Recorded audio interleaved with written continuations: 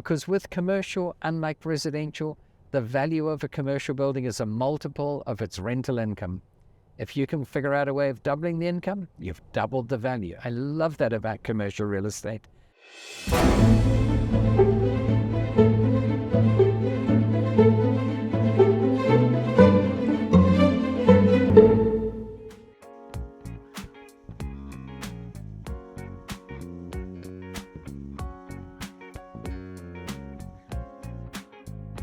Firstly, people don't realize that hospitals themselves are commercial real estate, so they're worth considering from an investment point of view.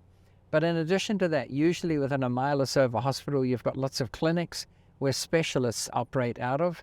But in addition to that, on the residential side, you've got a lot of nurses and other staff that need to live somewhere. And we've got this phenomenon of traveling nurses now. They might spend 3 months in this city, 5 months in that city. They tend to not just rent a standard rental for a year-long rent. They tend to do, it's not quite short-term rental like Airbnb or VRBO, and it's not quite the long-term rental, it's medium-term rental. There was a time when I was buying a lot of houses in Vegas, and I would go to all the hospitals and ask if I could put a notice on their notice board. And they'd say, well, what for? What do you want to advertise? I said, well, I specialize in leasing to nurses.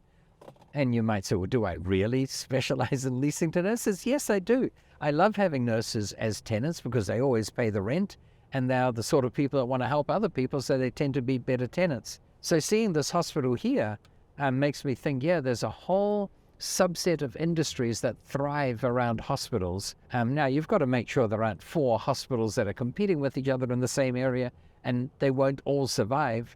But even if that were the case, there'd still be a lot of demand for accommodation for their staff and for ancillary services. So it's just a matter of being aware. And I think what being a real estate investor did to me is it made me hyper aware of my surroundings. What's going on here? What are the trends? Are people leaving or are people coming?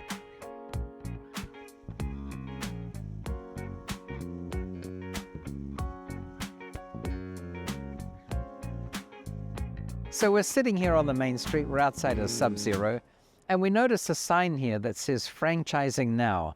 And when I see a sign like that, I just see opportunities, because clearly they're wanting to expand. The owners of the company want to expand more and more. And I can imagine that there are some potential franchisees who want to buy the business and join this company, but also want to own the real estate that they operate out of.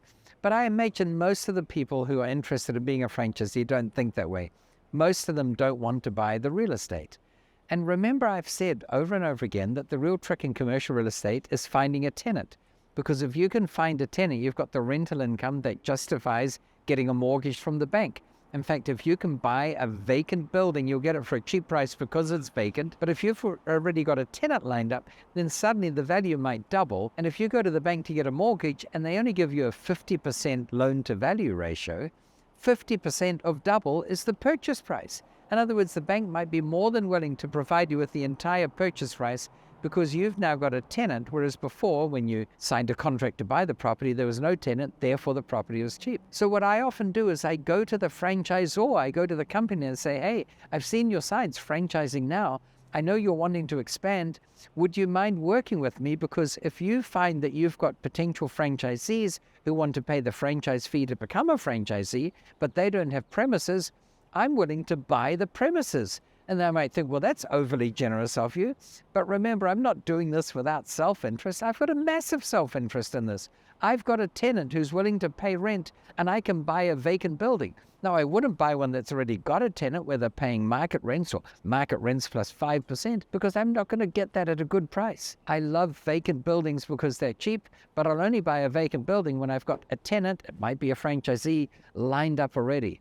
So again, I'm saying just be hyper aware of your surroundings, observe everything, research everything. And when you see a sign as simple as franchising now or seeking franchisees now, something like that, I see that as a great opportunity to talk with the owners of that company to see if you can't do a deal that is kind of symbiotic. It benefits both you and the franchisor and the franchisee.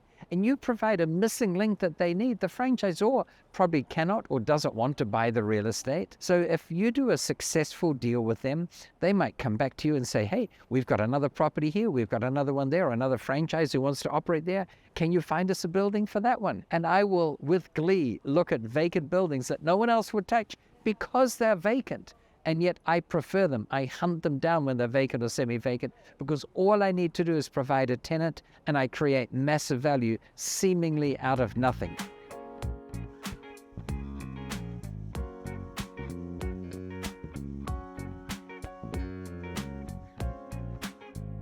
So in this case, I saw the now franchising sign, and there are many other signs. Obviously, there's a for sale sign. Check them out. You never know the circumstances. Sometimes it's an agent who thinks they'll put it on the market at 20% above the market value just to see if there's a sucker who'll buy it. But other times you might find one at 20% below market or 40% below. And sometimes there'll be a for lease sign. I keep an eye out for those too.